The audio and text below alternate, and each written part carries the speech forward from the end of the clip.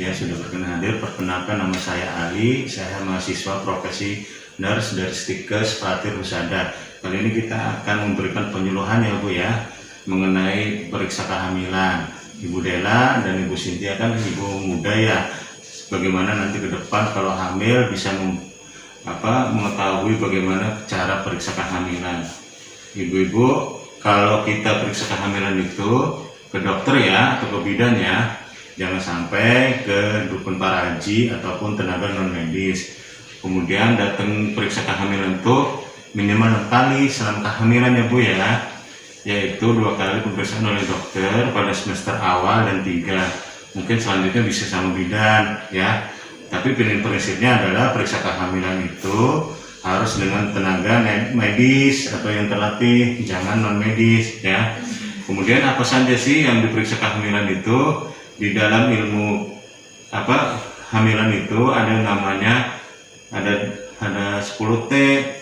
Yang pertama yang diperiksa itu timbang berat badan dan tinggi badan. Tinggi badan ibu untuk menentukan status gizi, minimal berat badan ibu itu harus naik 9 kilo atau 1 kilo setiap bulannya.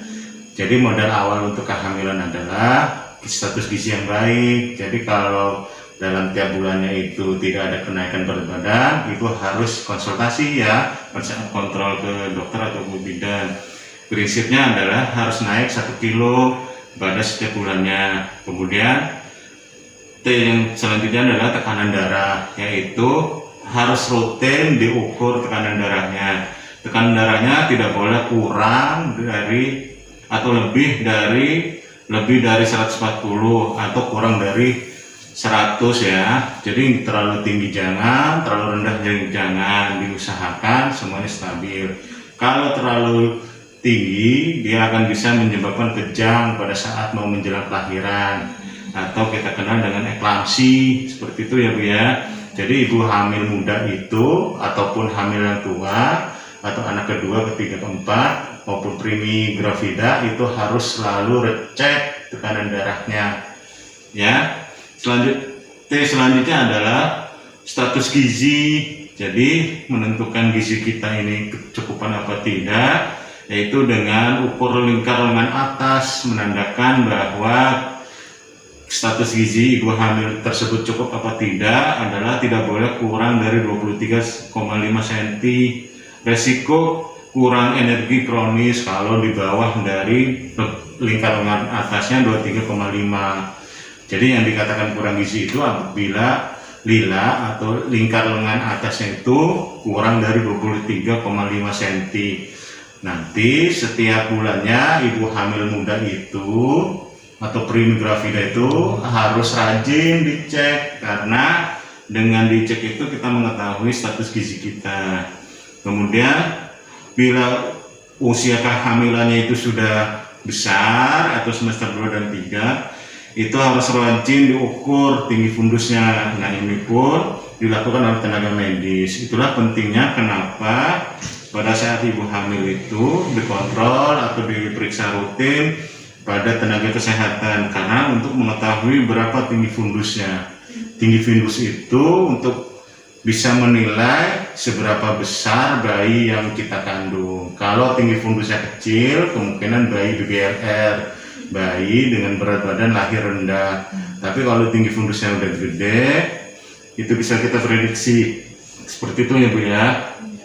Yang tidak kalah pentingnya juga adalah pada saat kontrol itu diperiksa denyut jantung bayi untuk melihat apakah ada kelainan letak, kemudian ada kelainan jantung pada bayi, apa status bayinya itu gawat darurat atau tidak. Denyut jantung bayi juga bisa memprediksi bahwa si jantung ini dalam kondisi baik atau tidak.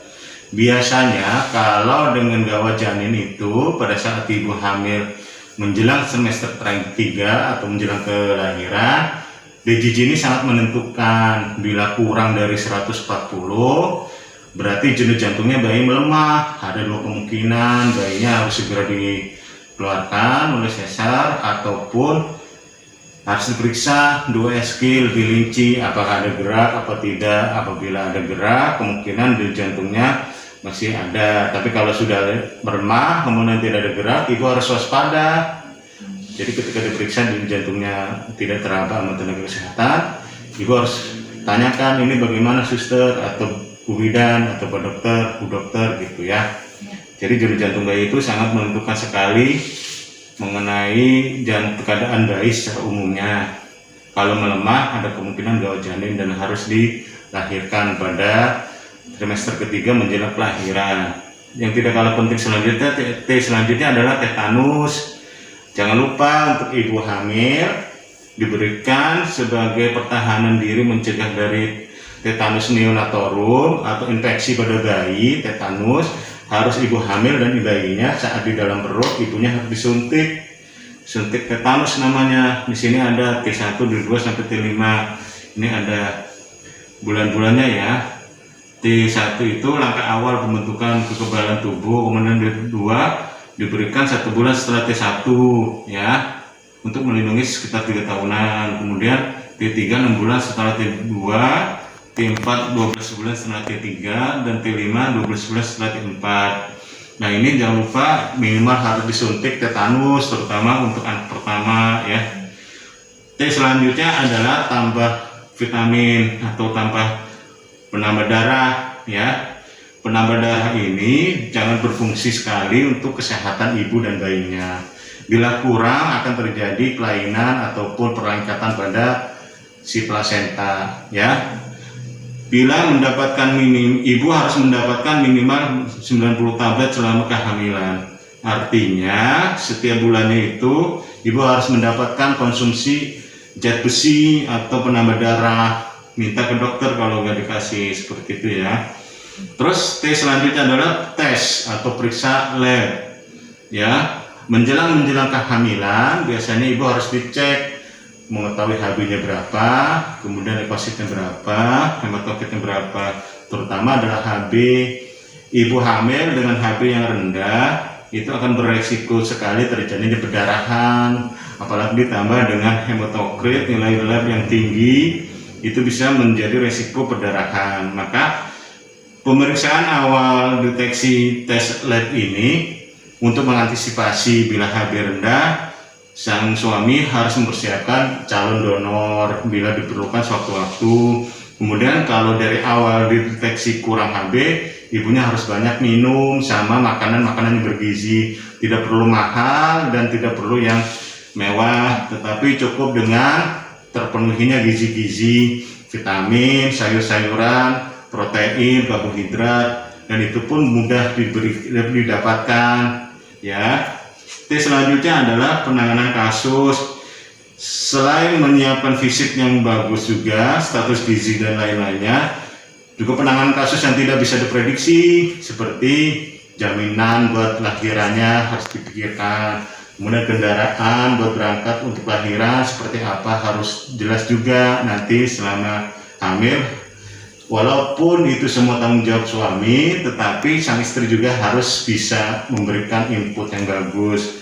Bila ada kasus-kasus yang di luar prediksi, harus bisa, nih nanti saya prediksi lahiran bulan ini, siap-siap nanti kendaraannya pakai ini, jaminannya BPJS atau bagaimana. Jangan sampai ketika mau lahiran tidak punya biaya. Tapi kalau sekarang kan dipermudah sama pemerintah, bisa jaminan kesehatan, Jankesda, ataupun melalui BPJS seperti itu. Terus selanjutnya adalah temui cara. Jangan sungkan-sungkan pada saat kontrol, ibu tanyakan mengenai kondisi kehamilan dan berbagai macam komplikasi ataupun kemungkinan. Mungkin inilah 10 cara T dalam menghadapi kehamilan. Pada prinsipnya adalah kehamilan itu sesuatu anugerah dari Allah supaya ibu diberikan keturunan yang bagus. Tetapi kita harus menjaga amanah tersebut dengan rajin memeriksakan diri dan mempersiapkan sang buah hati kita.